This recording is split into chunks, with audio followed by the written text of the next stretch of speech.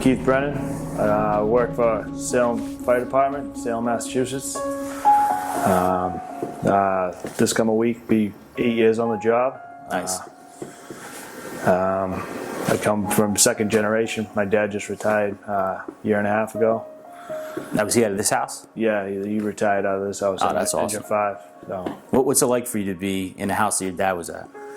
It's pretty cool, man. The first time I ever worked the same shift with him was 2 years into my being hired, and I took an overtime, worked the same shift with him. That's awesome. It was Father's Day. That's amazing, bro. First shift ever worked together was Father's Day. Earlier when we sat at the table, we were just talking, one of the things you mentioned was how much you love this job and what it means to you. I mean, that right there is a memory you'll always have. Yep. The work of your dad. Yep. On Father's Day. Oh, yeah. That's pretty awesome. Yep. So you started 8 years ago. Yep. Tell me what it's been like for you. What has this ride been for you?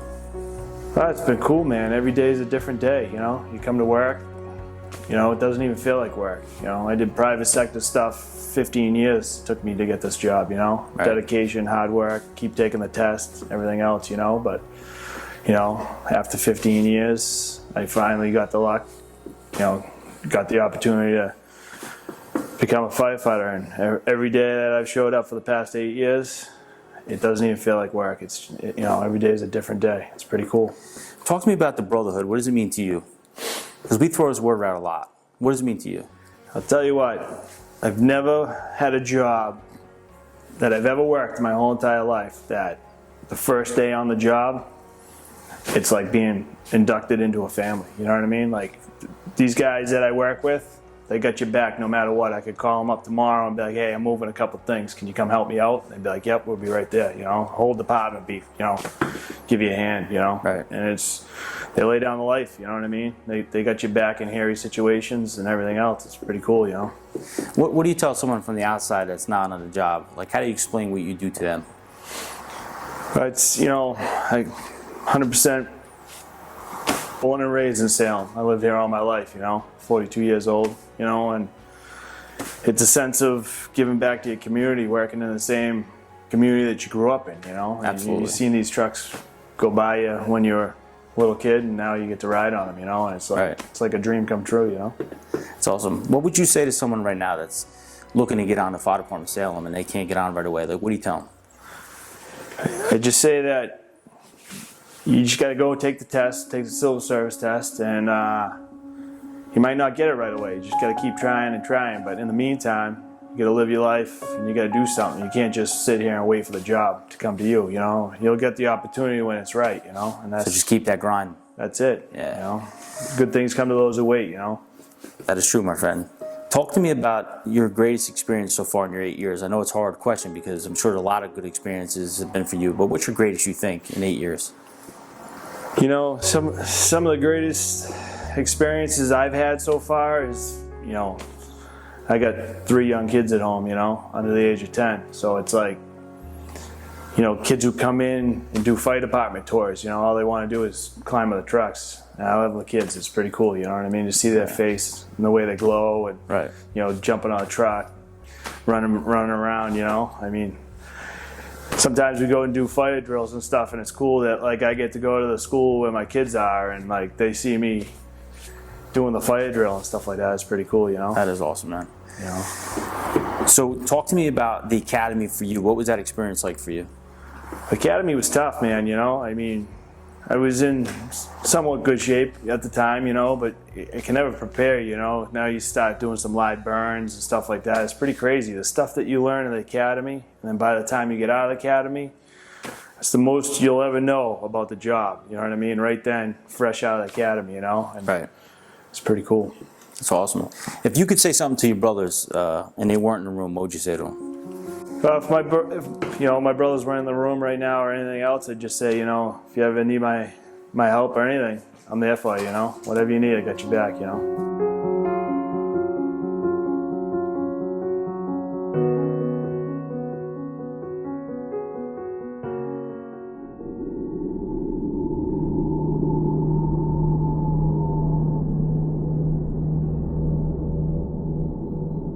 LT, why don't you tell everybody who you are? Lieutenant Tom Brophy from obviously the Witch City Fire. I've been doing this for 21 years. I started out in fire alarm, then gone on the job, taking the civil service exam. My old man was a deputy chief, retired. He did 38 years, so Oh, wow. I'm kind of following his footsteps. That's awesome. Talk to me about that. Like, let's talk about the legacy firefighting. I mean, legacy firefighting is awesome. I feel like it's such a big part of the firefighting community. You know, talk to me about what was it like for you to see your old man and now you follow his footsteps. Just, growing up, I remember being in school and the fire station being down the street, and every time you heard sirens, I had to go to the window and watch the fire trucks go by, where the teachers would get pretty mad. So Right. the teacher came in one time and said, hey, let him see his dad drive by. Oh, that's awesome. Just going to the fire station, seeing him, and I used to have my mother drive me to fires and do a little sparking. And That's awesome. but just to me, he was my hero. And, Right. and that's something I always wanted to do, and here I am. LT, talk to me about what this job means to you personally. Personally, everything. Honestly, it's I absolutely love this job. I eat and breathe it, and I mean everything. Coming to work. I wish I could come to work more. Right. But I get that tingle up my back when coming to work, and get called for a fire. Right. If it's an unbelievable feeling. Right. I mean, it's just the greatest job on earth. Oh God, yeah. Yeah. By far, yeah. So some of our viewers that watch the show aren't firefighters, so we're trying to teach them about the culture, traditions of the fire service. Sure. Talk to me a little bit about what the kitchen means to you. Well, we try to solve all our problems there, and it's a lot of people don't realize it, but this is our second family, Right. and people go through a lot of stuff at home, and in life in general. Just talking about their kids growing up, or their own personal problems, or I might have something I need to vent, or Right. I mean, everything is at that table, from fires to knowledge to trying to take care of things, make it better, make the day better, and keep on moving forward. Don't you love that you can come in and have a bad day, sit at that table for like 10 minutes, and instantly your mood changes? And Oh God, yeah. If and being an Irish stubborn guy, it's I get moody. So my other partner Ray, he usually gives me a swift kick, Right. and that wakes me up. So this city, what does it mean to you? I mean, this is such a cool city with such a great amount of history. Oh God, yeah. It's unbelievable. It's grown so much. I grew up on Gallows Hill, and right next to my parents' backyard was where they hung the witches. No And, kidding, yeah. And just seeing it over the years grow and grow, and I'm proud to be a Salem firefighter. Right, That's right. all. It's something I always wanted to do, and here I am, and it's pretty cool. It's What's the tourism like here? I mean, it's got to be nuts. Oh, it's out of control. They usually start a Halloween parade the first Thursday night, and every weekend it's jam-packed. Right. Do you have a lot of people stopping by the firehouse and wanting to see the house, like firemen from other states? Oh God, yeah. We always welcome them in. We do T-shirts and patches and stuff like that, and it's great to see where everybody's from, and getting to know people. People from other cities and towns you become really good friends with down the road. And, Absolutely. And the stories are just they're unbelievable. And, Absolutely, yeah. I mean, one of the things I'll tell you, from an outsider coming into your city and your firehouse. I mean, when I stopped at the main station today, nobody knows anything about me, and I didn't know any of you guys, but the immediate bond that's developed, and that friendship that's built from nothing is what makes the fire service so amazing. You just walk into the firehouse, and within 2-second conversation, it's like, come on in, take a look. Hey, this is this. Let me give you a tour. Let me show you the place. Like that. I think what sets our job apart from a lot of other jobs. Oh, absolutely. Saw you come in and check it out the place. Yeah. Love to talk to everybody coming in, and Yeah. you know, like I said, seeing where they're from and what they do and how they do things, and just welcome people in. That's what we want in Absolutely. Salem. You know, want you to come in and say hi, and you know, maybe buy a shirt or something. Yeah. The one cool thing about this show is the opportunity to meet guys like yourself, Lou, and then guys in the house and different fire departments throughout this throughout the state and the U.S. But it's sitting in that kitchen, when the camera's off, and being able to have a conversation, just a couple firemen together, is just so awesome, and it's such a privilege to me to be able to do that type of thing. It's unbelievable, and people like yourself. We need this, people need to learn, the new guys need to learn how things are done, and, that kitchen table it's something that's holy. It really is holy, that's for sure. So, as a lieutenant, I always like to talk to guys about what you expect out of your brand new firefighters. You get a brand new guy assigned to your house, right? He's brand new boot. Oh yeah. What do you expect from him? Or her? What do you expect?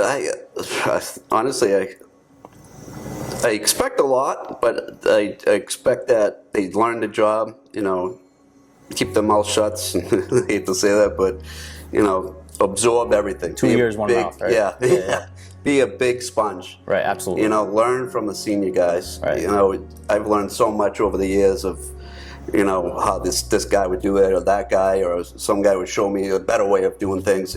And I can't stress enough is, just listen, take everything in, and listen to the old guys. They're trying to tell you something. Yeah, the senior guys are, you can't put a price tag on that. Oh, no. You no, absolutely can't. not.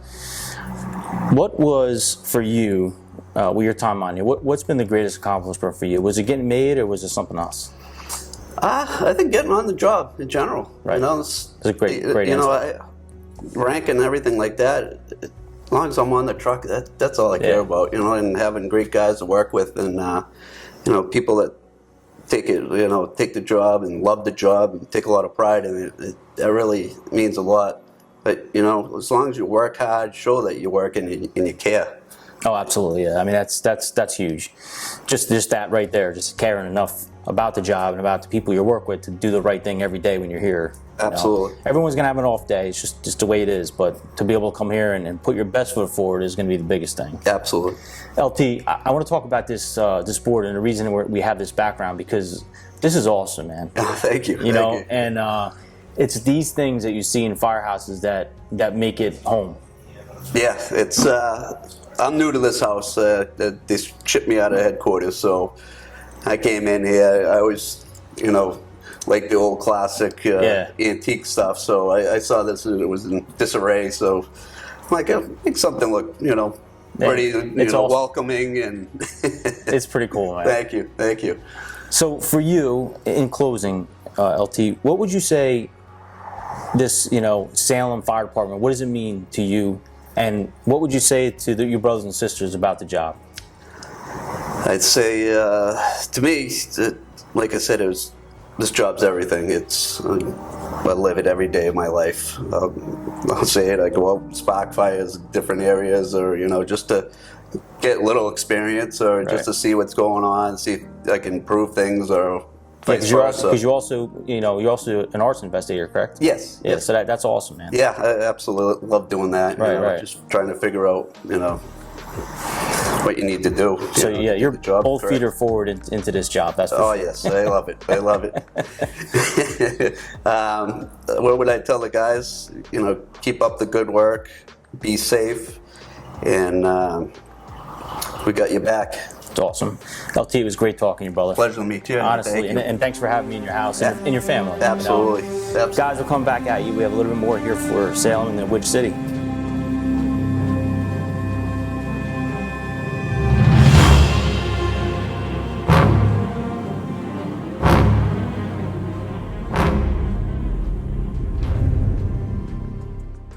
Hey, brother, welcome to the show. Thank you for having us. I appreciate it, man. First and foremost, thanks for bringing us into the kitchen, because this is the coolest place in the house. This is where the problems get solved.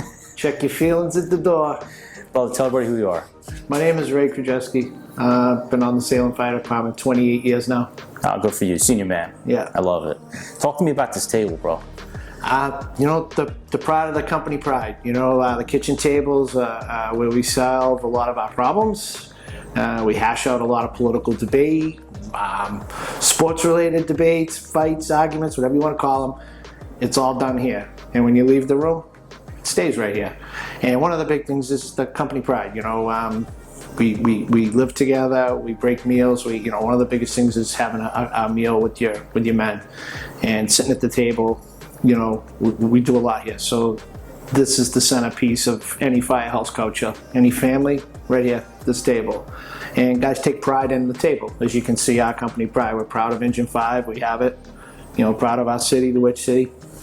And some running battles with the other firehouses over whose table's better than whose, you know. Talk to me a little bit about, I mean, as a senior man, you're a great guy to talk about this. Talk to me a little bit about what Witch City means to you, bro, in his fire department. I mean, this is where I grew up.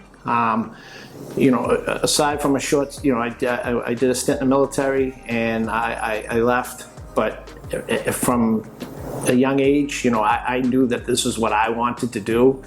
I had an opportunity, you know, in college to play some college hockey, you know, and, you know, some grades were involved, you know, and I knew that at that time of my life, hockey, I mean, that college was not going to be the thing. And I always wanted to be a firefighter. And I had gone up to an air show at one of the, you know, an air base up in New Hampshire, Pease Air Force Base back in the day. And, you know, stopped in the firehouse and poked around and talked to those guys. I was starting to get to that age where I was about, you know, old enough to enlist. And I said, I think I want to do this. And, you know, by luck of God, I you know, passed everything. I got in. My scores were good, and I was able to get the job guaranteed before I left to go to boot camp. And I was a firefighter in the Air Force, and that's where it started. And I knew I had made the choice. This is not going to be a job. This is going to be my life calling, so to speak. That's awesome. So off camera, we talked about a funeral detail that you'd went to, and you know, you stuffed a bunch of firemen in your car, into your wife's car, and got them where they have to go. I mean, wouldn't you agree that the fire service is like no other when it comes to brotherhood? Absolutely.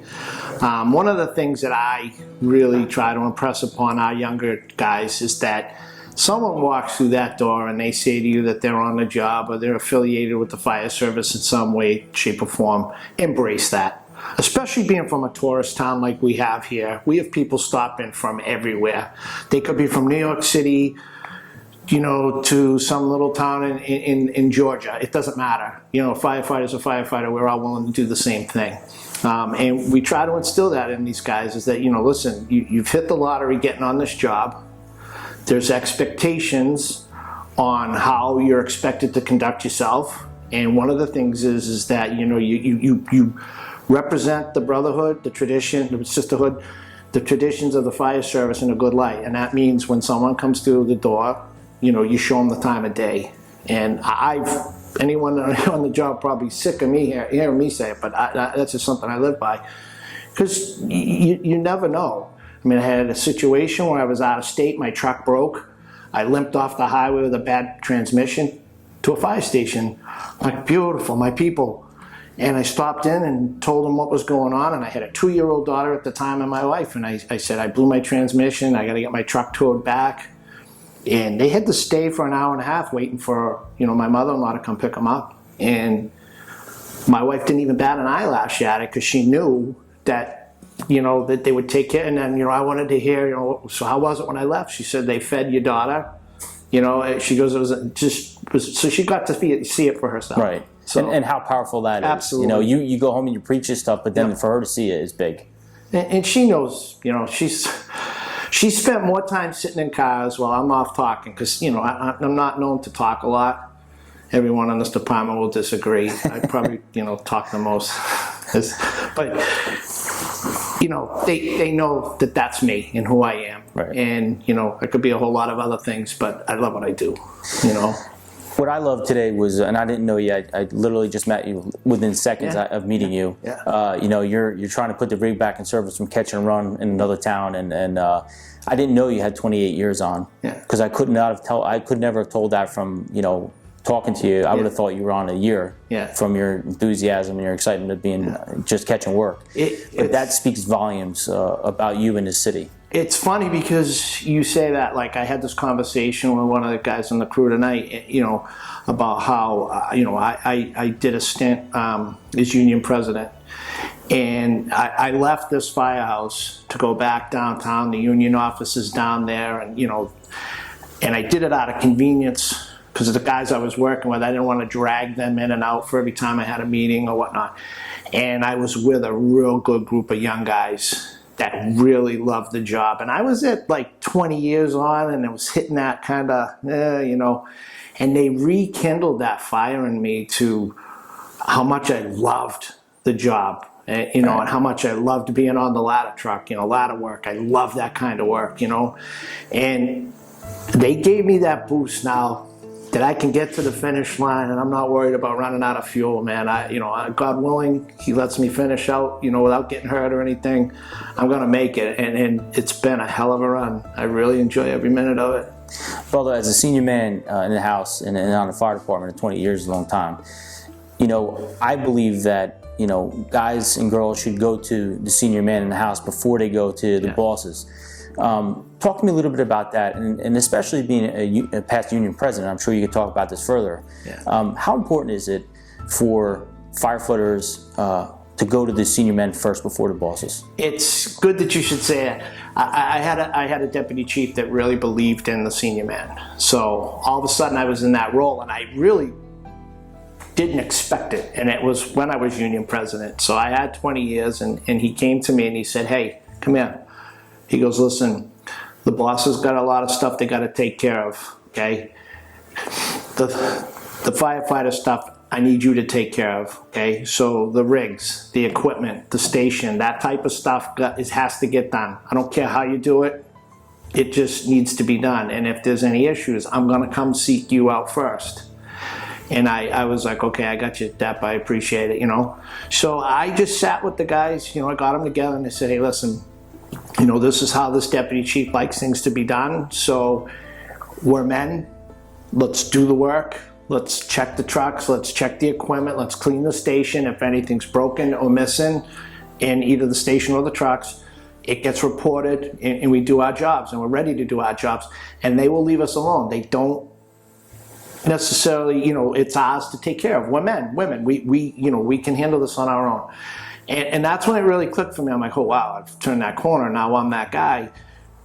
But the guys, like, they responded to it. I mean, and being the senior guy, the things that they would do for me. No, we got this. You don't have to. No, I'll pull my turn. No, we got your watch. We'll take care. It was a sign of respect, and it meant a lot to me because when I retire, God willing, I get there, it's not going to be for me whether you like me politically. We might have had philosophical differences. We don't go out to dinner and drink beers together, whatever the be. But I do want the guys to say that he was a good fireman and he knew his job. And when these guys took that approach where they would cover my house watches for me, so I could tend to union business or whatever, and the stuff got done. It meant a lot to me that I must be doing my thing the right way because these guys get it. Yeah. And I did have a great group of guys, and I hope that the guys that evolved me, behind me, and one of them's working tonight, and I hope he takes that and runs with it too, because now he's evolving into that role, and he's the type of guy that needs to take this to the next, sustainability, take it further and take what you've learned from us to the next level. Because you're going to be there, and hopefully they'll learn from you, and they'll do it when it's their turn. Brother, what has this job done for you personally? What has it done for you? I think at the end of the day, I can put my head on the pillow and know that I've done, I've put others before myself. The satisfaction for me, like when you leave a call and someone says thank you, and they genuinely mean thank you, that's payment in full. You know what I mean? There's nothing greater when they hug you and say thank you so much, and all you did is, you might have just shown up and just helped carry some equipment in or out or whatever it is, but they generally appreciate, you're being there. I kind of had a little back and forth with some of my friends in the police department. And I said, 28 years, I've never got off the rig and been sworn at or called a derogatory name for being there to help. Right. And that's, for some people, I don't know if you can understand how that feels, but, I take great pride in my work and the satisfaction of somebody just saying, hey, thank you, you really helped us out. And it might be even giving directions, something as simple as giving them directions to a location. Absolutely, yeah. I do tell my family that, my sister was in the Army. She was all around different places. I said, if you're never sure on something, go to the fire station if you need it, because if it's an electrician, there's probably one there. If you need a car worked on, they know a mechanic. You know what I mean? Like, we're the It's jacks so of true, all yeah. trades, Yeah, I joke at the firehouse, if there's anything ever wrong, you come and talk about it. At the kitchen table, Absolutely. someone's an HVAC guy, someone's done electrical work in their house, Yeah. and you hope that they did the right thing. Yeah. And they're giving you the right directions, but the firehouse is just an awesome place to be. Absolutely. So before I let you off the hot seat, talk to me about what you expect from a brand new firefighter as a senior man, and what are you saying to these firefighters as they're walking in the door? What's your expectations? When they come on, it's so overwhelming, I'm sure, because I remember my first day, and I still, this is the time of year I was in the fire academy. I started on September 3rd in 1994 with this fire department. And I was like, wow, this is just, and some of the older senior guys and some of the officers were friends of my father. And my father said to me, he goes, hey, those are my friends. Don't screw this up, work hard. And I knew what he meant, these were people that, and he knew how tight they were. I think for what to your question, is I try to instill in them right out of the gate that, listen, there's a lot of good things that go along with this job. And there's a lot of things that you're going to see and do that are going to be horrific. One of the most important things is you need to be able to perform your job. You need to know what it is you're doing, because there's other people that are counting on you, okay? You might not go to fires every single shift you're working, but when you do, you have to be able to perform your function because somebody else is relying on you. So if I'm on the knob and I'm laying on my belly and it is cooking and the guys don't get up and open up and vent the fire for me, you know what I mean? Because they forgot the saw, or they didn't know how to start the saw, or whatever or they don't charge the line because they didn't put the truck in drive. Those are things that happen, but they can't be happening out of just complete ignorance. I mean, rushing or something, yeah, we quickly change that. But you have to know your job. It's very important because people are relying on you. Absolutely. Every seat in that rig is dependable. Every guy on the fire scene, whether you have 3, or 33, needs to know their job, hands down. And that's something we've always taken good pride in, is that, we have a decent reputation as being an aggressive fire department, kind of fighting the fire from the inside out. But that's because the guys pass along what they've learned, and you have to be willing to learn. I think the lieutenant said to you earlier, sponge, get all the training you can. Have a little humility. No one's perfect. We all make mistakes. I mean, I had a shift last week where I drove most of the day and realized my helmet was still in my locker. I'm 53, so I can hike and blame it on that. But you gotta be willing. Like if somebody says, "Hey, they're not doing it because they don't like you. They're trying to get you. You have a function. You got to be able to do your job. And if there's an easier way or a better way, or give you options, you can choose. But at least you're taking a look at it and thinking about it. Absolutely. Well, it was such a pleasure talking to you. I'm glad you came in. And I love this house. It has first of all, this house has a lot of character, for one. Two, it's the men that are in this house that makes this house so special. And I really do appreciate you. A lot of department pride. That's a good thing, Thanks a lot, brother. All right. Enjoy.